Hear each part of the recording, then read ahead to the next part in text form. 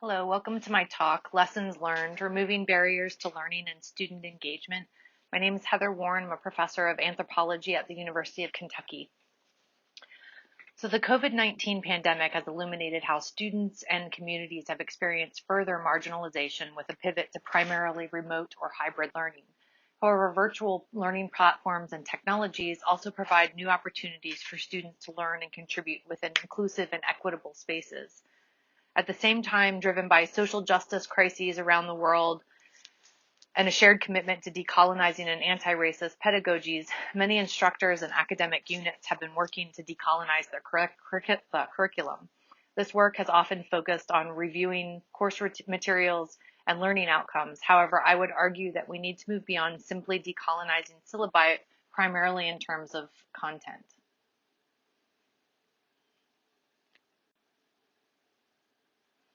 When the COVID-19 pandemic began in March 2020, I basically had 1 week. We all probably only had 1 week, which was my spring break, to pivot to online course delivery. I'm a biological anthropologist who primarily teaches hands-on experience-based classes, most with some sort of lab component. One of my courses was a large lecture introductory course with a lab component that fulfills the college requirement of intellectual inquiry in the natural, physical, and mathematical sciences.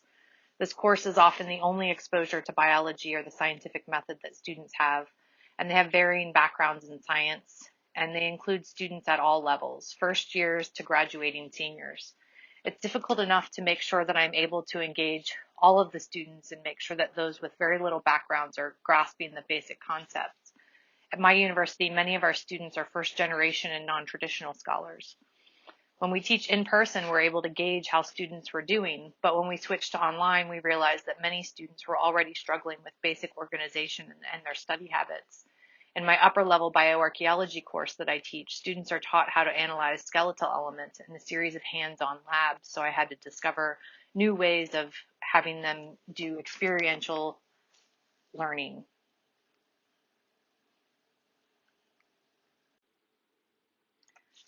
In both courses, I managed to devise several online labs utilizing online 3D models of skeletal remains and hominin fossils. I organized weekly discussion boards and created online quizzes and exams, as many of you probably did as well. It turned out that developing the online labs were the least of my worries. The bigger issues that I faced involved making sure that students knew what was expected of them in any given week. We had been using the learning management system Canvas, but I soon realized that students were not familiar with where things were located, and surprised, many of them had never consulted the syllabus. They were not aware of the general course structure and relied solely on my announcements in class about upcoming assignments. When we moved online, the activities or assignments that were usually introduced in class now had to be accessed by the students on their own.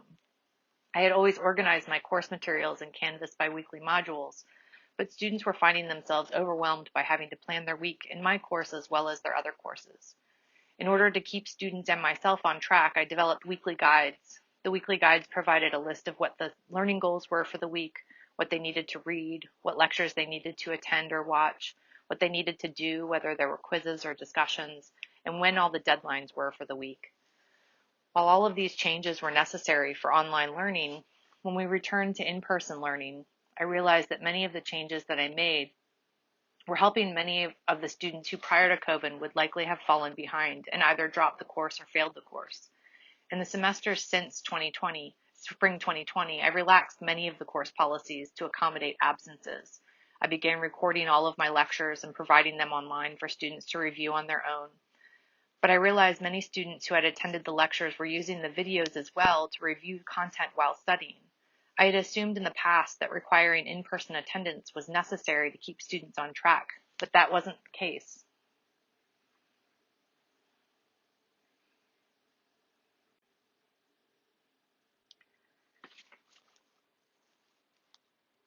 Even after my courses were completely in person, I wanted students to feel like they could stay home if necessary due to illness. But there were many reasons that students have for missing class, and requiring documentation for every absence penalizes many of the students who already face so many barriers to learning. Documentation for an illness requires going to a doctor, which costs money and time that many of my students don't have to spare. Many of the students who may have just been getting by prior to COVID were suffering serious mental health emergencies.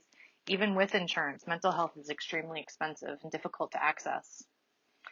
Students with invisible disabilities are often not able to get the required documentation necessary to receive accommodations they need to succeed. Many of these students may not even be aware of the disabilities or have the resources to get a formal diagnosis. For example, it's estimated that between 2 and 8% of college students have symptoms associated with ADHD, but many more of our students are undiagnosed. And this number is higher among women. I was one of those students. I wasn't diagnosed with ADHD until graduate school. I managed to get by in undergrad, but just barely. And I certainly would not have made it to graduation had I been a student during COVID. During the height of the pandemic, we managed to provide many of the accommodations necessary for some, but to everyone. We provided recorded lectures, flexible deadlines, lenient attendance policies, more detailed instructions for the novel online assignments, and we devised alternative assignments when technology failed us.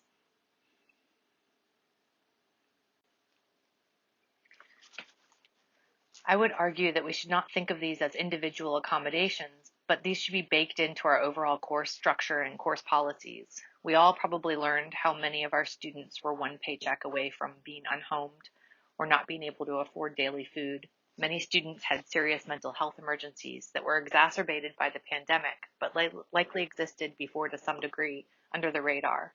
If providing the ability to miss class without having to provide documentation allows a student to go to a job interview or take care of a sick child or give themselves a mental health day, then having overall lower attendance is worth it.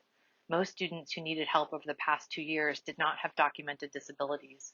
Registering disabilities with a university comes with added barriers that are often greater for first generation, Black, Indigenous, and persons of color, LGBTQ+, economically disadvantaged, and non-traditional students. I'm not saying that I plan to get rid of deadlines forever or never require attendance again, but if we developed our course policies with the assumption that many of our students have an invisible disability or will at some point need these accommodations, all of our students will benefit. I wanted to discuss a few of the changes that I have made or plan to make as I update old courses and develop new ones. I drew on methods and approaches that are not new, and you're probably familiar with many of these, but I wanted to share some of my experiences as I have worked to learn from the last couple of years. First of all, utilizing the central principles of the Universal Design for Learning, or UDL, provides a really useful guide for designing or redesigning courses to accommodate all learners. It helps you anticipate the varied needs and abilities of all of your students and provides new opportunities for students to learn and contribute in a more inclusive and equitable space. The guiding principles of UDL are to provide multiple means of presenting information, multiple means of demonstrating mastery, and multiple means of engagement. The goal is to assume that your students will have diverse needs and diverse abilities and remove any barriers that may prevent them from success.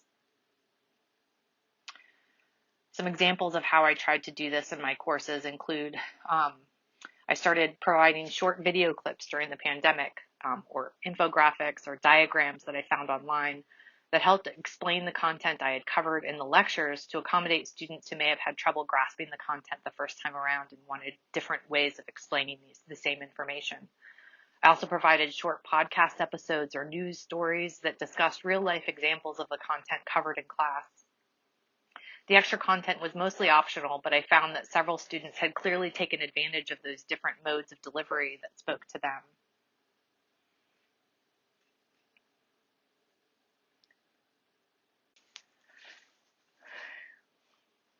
In fall 2020, I knew many of my students were stressed and scared, and I just wanted to make it easier for them to get through that first full pandemic semester. So in one of my upper level courses, I decided to offer an unessay as an alternative to the final paper in one of my classes. Rather than write a formal research paper, students could choose an alternative product to demonstrate what they had learned from their research. Students who chose the unessay also needed to provide a detailed outline or annotated bibliography to demonstrate how their research informed their final products. I also had them turn in an abstract for my approval, and I checked in periodically to make sure they were on track before the deadline. I was a little bit worried that I had set them up to fail by giving them so much leeway in their final product, but I was absolutely blown away by the students' creativity and enthusiasm.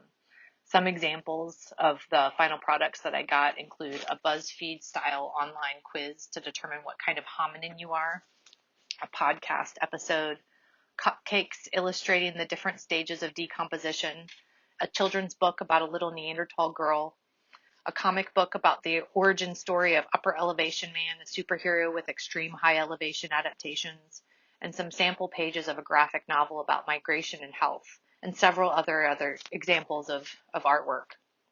The students invested considerably more time and effort in researching their topics than I usually see with traditional essay assignments.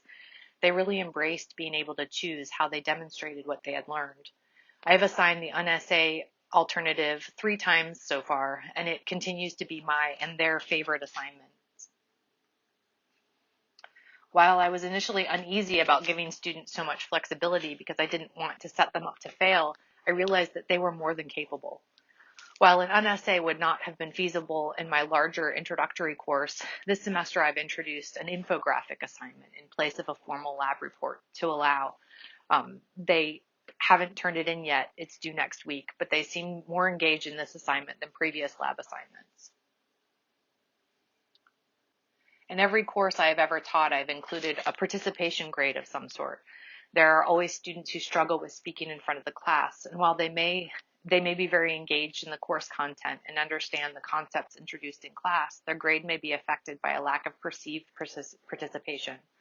A colleague of mine recently shared an idea for expanding how participation can be understood in the classroom that I plan to incorporate in my classes in the future. She found this idea on Twitter, and she calls them collegiality points, and it provides alternative ways of assessing participation beyond just how a student speaks out loud in class. Collegiality points may be earned by contributing to the collegial class environment, depending on the student's different skill sets. This might include taking notes for the class one day, helping set up or break down a lab activity, annotating a class reading, proofreading for a classmate, helping someone find library resources, posting to a class forum, sharing relevant news stories.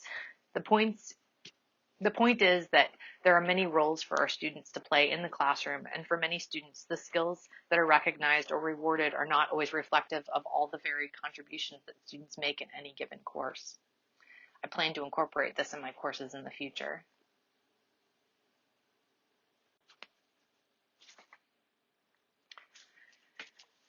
It is important for all students to make the learning process more transparent, using strategies to make explicit what steps are needed for them to succeed. During the switch to online learning, it became clear that my assignment instructions were woefully deficient. To more experienced learners, my instructions were fine, but for many students, they just didn't know where to begin and what exactly I was expecting of them. And since I wasn't there to walk them through it in class, they only had my instructions to go by. Using a transparent assignment design, students are provided with the purpose of the assignment or why it matters, a list of the steps that they need to complete or components of the assignment in order for the assignment to be complete, and also examples of what successful assignments look like, and providing really useful and timely feedback so students can learn and improve between assignments. A 2016 study found that implementing more transparency in courses improved academic success for all students in the course, particularly among first-generation, lower-income, and underrepresented students. Many of these changes are really easy to implement and could make a huge difference for so many of our students. So completely changing my courses in March of 2020 was one of the worst periods of teaching for me, and I have absolutely no intention of making such drastic changes again. But as the Center for Enhancement of Teaching and Learning at my institution suggests, I can make at least one change in each semester to each of my classes. Thank you.